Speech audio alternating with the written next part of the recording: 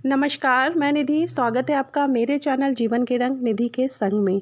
दोस्तों, आज मैं आपके साथ शेयर कर रही हूँ गंगा दशहरा की सरल पूजा विधि कि घर रहकर आप गंगा पूजन का लाभ कैसे ले सकते हैं, आप इस दिन क्या दान कर सकते हैं। और मैंने कोशिश की है इस त्योहार के बारे में आपको पूरी जानकारी देने की। तो मेरे साथ वीडियो में अंत तक बने रहिएगा और अगर वीडियो पसंद आए तो वीडियो को लाइक एंड शेयर कीजिएगा। मेरे नए व्यूअर हैं तो चैनल को सब्सक्राइब कर लीजिएगा। दोस्तों, इस वर्ष 9 जून 2022 को गंगा दशहरा मनाया जाएगा। हर वर्ष यह त्यौहार जो है वो ज्येष्ठ माह के शुक्ल पक्ष की दशमी तिथि को मनाया जाता है।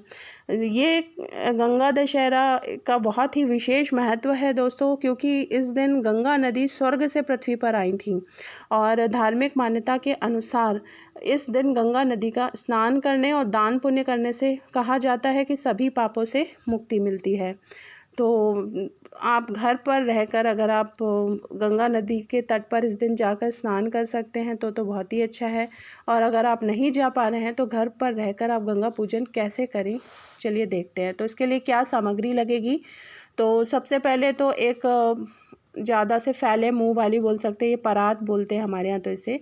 तो आप परात ले सकते हैं। उसके बाद गंगा जल, हल्दी, रोली, कुमकुम और इसके बाद जो है कहा जाता है कि जिस दिन गंगा नदी स्वर्ग से पृथ्वी पर आई थी उस दिन 10 ऐसे योग थे जिससे मनुष्यों के 10 पापों का नाश होता है। तो इस कारण से इस दिन को दशहरा कहा जाता है और 10 अंक का इस दिन बहुत अधिक महत्व है। तो आपको दीप दान करेंगे तो कोशिश करेंगे कि आप 10 दीपों का दान करें, 10 तरह के फूल चढ़ाएं। अगर अलग अलग कलर के ना मिल सके, एक ही कलर के आप 10 फूल चढ़ा सकते हैं, 10 फल, 10 श्रृंगार का सामान। तो यहाँ पर मैंने श्रृंगार का सामान जो है वो 10 लिए हैं और कच्चा दूध और शुद्ध जल।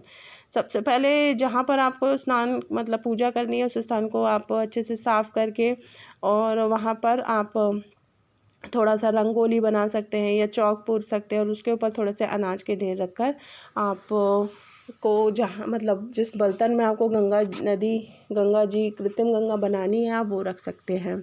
यहाँ पर मैंने लाल रंग की कपड़ा बिछाकर चौकी लगाई है। तो ज़रूरी नहीं है कि आप भी चौकी बिछाएं, आप सिंपल मतलब उस स्थान को साफ़ करके आपको उसमें रंगोली या आप ऐसे जैसे चौक बनाते हैं वो बनाकर उसके ऊपर भी आप परात रख सकते हैं। अब जो है परात में मैं थोड़ी सी गंगा जल ले लिया है मैंने और अब उसमें मैं बाकी शुद्ध जल मतलब नॉर्मल जो जल होता है वो हम उसमें मिला देंगे। वो कहावत है ना कि मन चंगा तो क्या कटौती में गंगा, बस उसी कहावत को आधार मानकर हम जो है वो अपने लिए हम घर पर रहकर इस तरह से गंगा पूजन कर सकते हैं। और तो इस तरह से ये मैंने अपने लिए पूजन के लिए कृत्रिम गंगा का निर्माण कर लिया है। अब पूजन कभी भी होता है तो सर्वप्रथम दीप प्रज्वलित किया जाता है, तो वही मैं कर रही हूँ। मैंने दीपक को प्रज्वलित कर लिया है और सेम वही पूजन करेंगे जो हम गंगा नदी के तट पर स्नान करने के बाद जो गंगा माता का पूजन कहा जाता है इस दिन 10 बार डुबकी लगाना चाहिए। 10 अंक का बहुत अधिक महत्व है। तो हम गंगा नदी के तट पर अगर पहुंच पाएँ तो बहुत अच्छी बात है, नहीं पहुंच पाएंगे तो फिर आप क्या करें। तो आप इस तरह से घर पर पूजा कर सकते हैं। सबसे पहले जैसे मैंने कच्चा दूध समर्पित कर रही हूँ, आप भी कर सकते हैं। और कोशिश करें कि सफ़ेद रंग के फूल मिलें क्योंकि गंगा मैया को सफ़ेद रंग अति प्रिय है। तो और मैंने यहाँ पीले और लाल रंग के पुष्प भी चढ़ाए हैं। तो आप इस दिन नहाने सभी परिवारजन जो है वो स्नान के पानी में थोड़ा थोड़ा गंगा जल मिलाकर आप स्नान कर लें और स्नान करने के बाद आप ये सभी मिलकर पूजा करें। पूजा जो है वो आप कोशिश करें अगर आपके घर का आंगन हो मतलब थोड़ा सा खुले आकाश के नीचे, क्योंकि गंगा नदी तो खुले आकाश के नीचे बहती है ना। तो आप इस तरह से पूजन कर सकते हैं कि आपके घर का जो ओपन एरिया है आप वहाँ पर इस तरह से परात रखकर आप पूजन कर सकते हैं। अब जो है वो रोली, हल्दी, कुमकुम इत्यादि हम जो है चढ़ा देंगे। इस दिन धार्मिक मान्यताओं के अनुसार कहा जाता है कि दान का भी बहुत अधिक महत्व है। तो इस दिन हमारे यहाँ जैसे मीठा शरबत होता है, सत्तू होता है, मटके का और हाथ के पंखे का, इन चीज़ों का दान का बहुत अधिक महत्व बताया गया है। अब जैसे कि यहाँ पर मैं गंगा मैया को चुन्नी समर्पित कर रही हूँ और श्रृंगार का सामान चढ़ा रही हूँ। उसके बाद फल अर्पित करेंगे। फल आप एक ही तरह के 10 फल ले सकते सकते हैं या अलग अलग तरह के भी 10 फल माता को अर्पित कर सकते हैं। ये जो सुहाग का सामान है और दान की चीज़ें आप किसी ब्राह्मण को दे सकते हैं या किसी ज़रूरतमंद को भी आप इस दिन दान कर सकते हैं।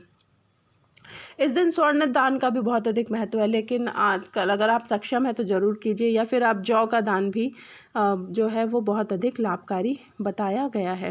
गंगा दशहरा के दिन गंगा पूजन मतलब बताया जाता है, जो धार्मिक मान्यताएं हैं कि गंगा माता का पूजन पितरों को तारने वाला है और पुत्र पौत्र और मनवांछित फल प्रदान करने वाला माना गया है। तो मान्यता है कि अगर आप गंगा मैया का इस दिन पूजन करते हैं तो विष्णु भगवान की कृपा होती है। विष्णु भगवान की कृपा होगी तो लक्ष्मी माँ अपने आप ही आप समझ सकते हैं कि प्रसन्न होंगी।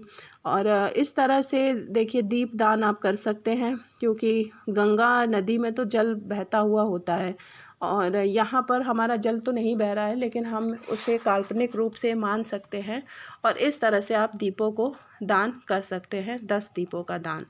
और इसके बाद आप सब परिवार गंगा चालीसा पढ़ सकते हैं, अगर आपके पास हो तो, नहीं तो आप नेट से निकाल कर पढ़ सकते हैं और गंगा आरती करेंगे।